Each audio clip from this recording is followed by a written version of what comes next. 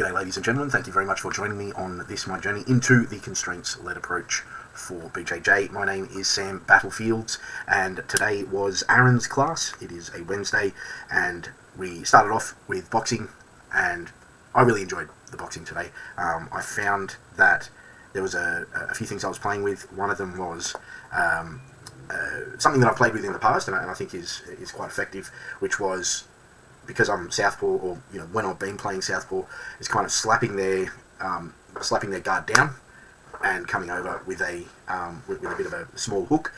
It is definitely not a knockout blow, but what I was looking for now was that secondary follow-up. So slap down, get the hook, and then come in with the cross. So I was working on that today, and there was actually quite a bit of success. Good thing is we had Brad in, who kind of he only comes in sort of once a week. He actually comes in twice a week, but he comes in on Monday.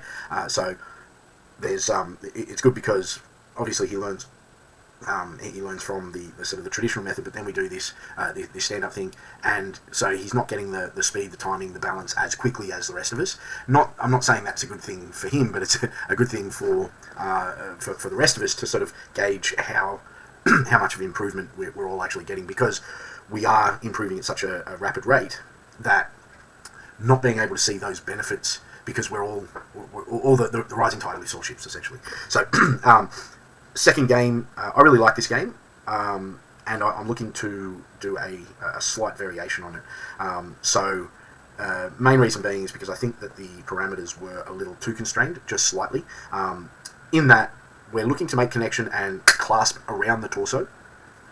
However, that wasn't the final end to the game, which I thought this was actually really cool, because we have been doing a thing where it's getting that torso and connecting to the torso and or around the legs. So this time it was just the torso, and I thought that was the additional thing was to get double enclosure around a leg with your thighs, right? So what that meant was, what's been happening, and I liked how Aaron viewed this, was that we were getting to a double enclosure, a clasped hands around the torso, but then there wasn't really a follow-up to it, which is kind of it's needed for that next step in the takedown scenario. So, but with the idea of the double enclosure, what I think is something that because it was very hard to get it. I got the clasp around the torso, but wasn't able to get my hips in order to get double enclosure around the leg. Now, in saying that, what it showed me was there was a number of different affordances for a potential action while I was looking to get because what you essentially have to do is get both your legs underneath, and your hips that's prescription, don't worry about it, but my hips had to get close to theirs in order for it to happen. But because you had to get both your hips, essentially, because both your legs needed to be around the leg, they could keep you at bay by framing off you.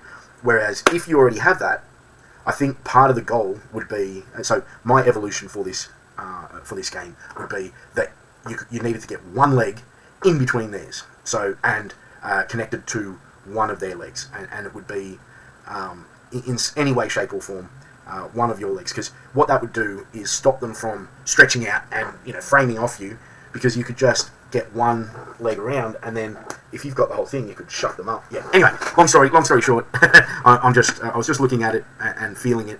I felt really, really confident in these. These were more 2-minute wrestling rounds.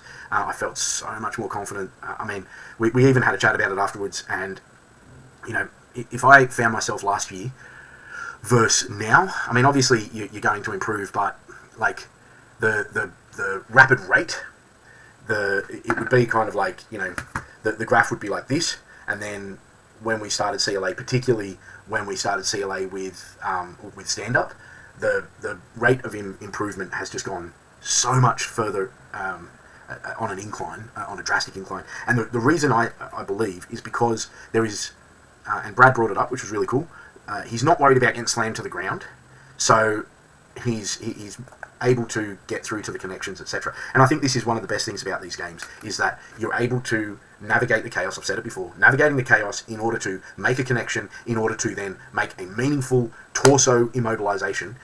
The same rules apply. You need to attack a peripheral limb in order to be able to immobilize that limb, in order to get to immobilizing in some way, shape, or form the torso in order to then attack a single or double limb. Yeah, it all. I mean, fuck.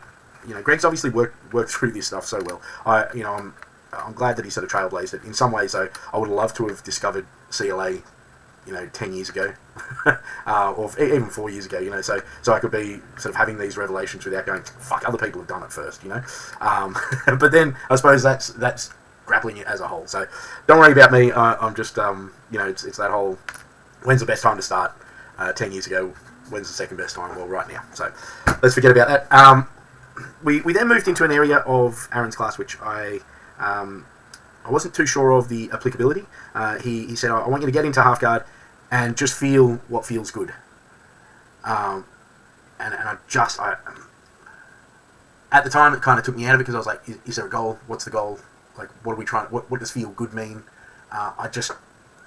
There was no external factor that allowed the guys to sort of act, like, put an action in place. So it was just like, go and feel it. And again, like, this is just my perspective on it. I know Aaron watches my videos, so I'm not having a go at you, bro. That one, I'm not too sure of the applicability of it, because we came back, sat down, and was like, okay, what did you feel? And it was like, well, I felt strong because I know, like, half guard's my thing, but we're also looking at kind of Z guards and that sort of thing. So, yeah, my only thing there would be having a game around it. So, like, the person had to get past the knee or something like that, and then allow them to feel it that way. So that would be my only sort of criticism on that, was that there was no goal, and so there was a goal for the person to put pressure on it, but again, what does put pressure on it mean? Does that mean try and get past it? There was no definitive, like, win condition, and I know that it wasn't meant to be a win condition thing. It was more meant to be a I just feel it and understand and sort of see if there's anything. But unless you've got an outcome in mind, then just feeling it, in my opinion, for ecological dynamics and constraints-led approach, it doesn't work within that. It's kind of like, go and feel it, and then we'll come back to it. I understand the reasoning. I just don't think that it came out with the results that we needed from the guys. But that's all right. So the next game was similar to the game we played yesterday, in that the person on the bottom of half guard could take full guard, or in this case they could take the back. I added a win condition, but I think by adding things, like, especially with the guys that were there, so taking the back should have been a fairly, they could have taken that, and I may have muddied the water a bit with an extra win condition that wasn't necessarily required. In that, I think Aaron saying taking the back was worth it. All right. And on the top, it was to get a pin, which is basically past the legs. But there, again, I think there was just a lot of descriptions of the win condition that probably didn't need to be said from me and from Aaron. I think I muddied the waters a bit for Aaron today, and I apologise for that. To be honest, I felt like I wasn't in flow after, kind of almost immediately after boxing, but I think there are a number of factors to that. I had to leave a bit earlier. There was, I brought up something before class with regards to Ben's funeral, a couple of other things. So some of that I think is on me. So I'm not being critical. I'm being evolving, I suppose. But that was today's lesson. We had some really good roles, and I think I identified, and I'm sure that the guys identified areas that they would like to work on, which is kind of ideal for what we're looking to do, particularly with half guard. I think we know where we're going to go moving forward.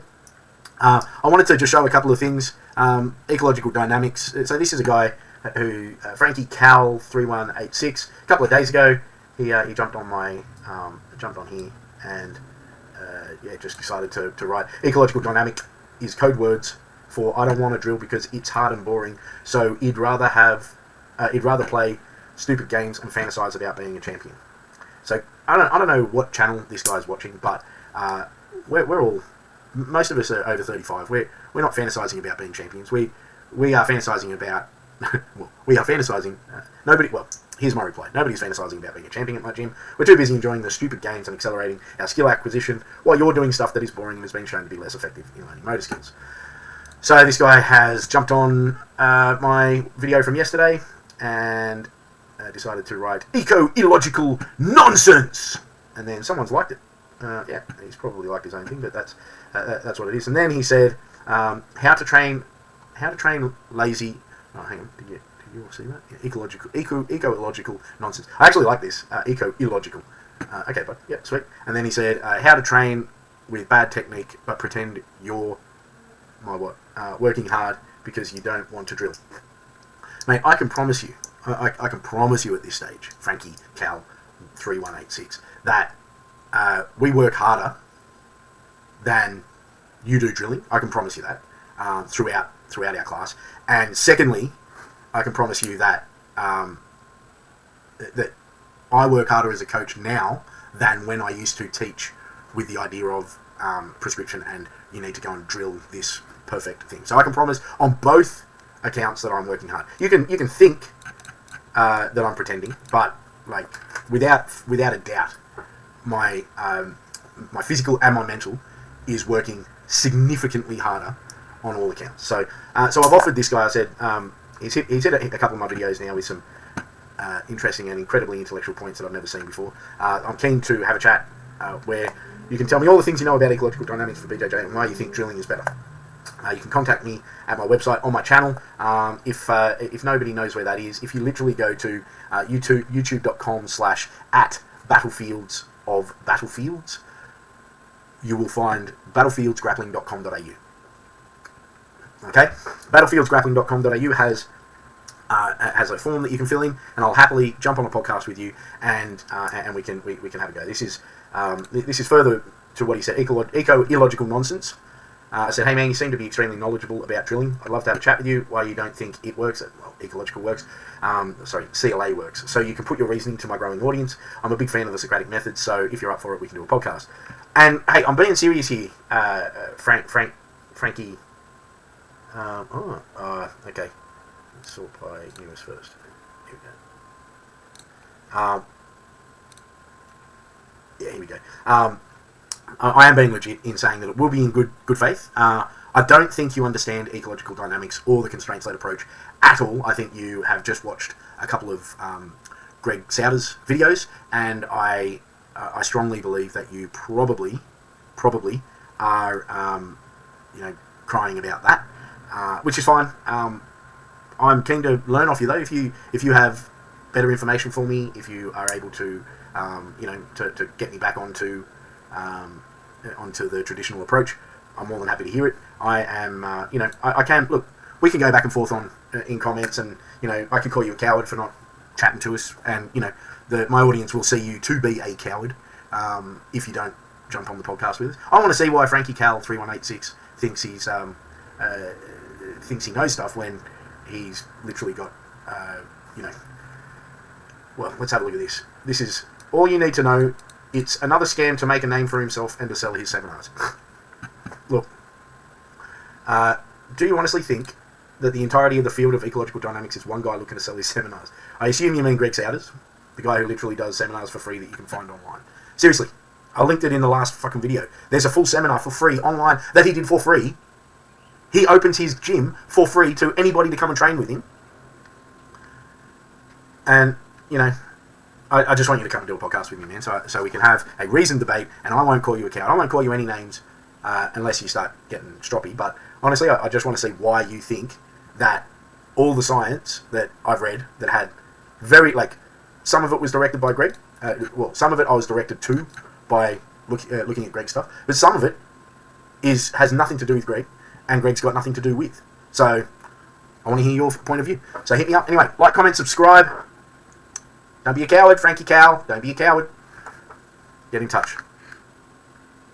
Anyway, cheers. Thanks for listening. Peace.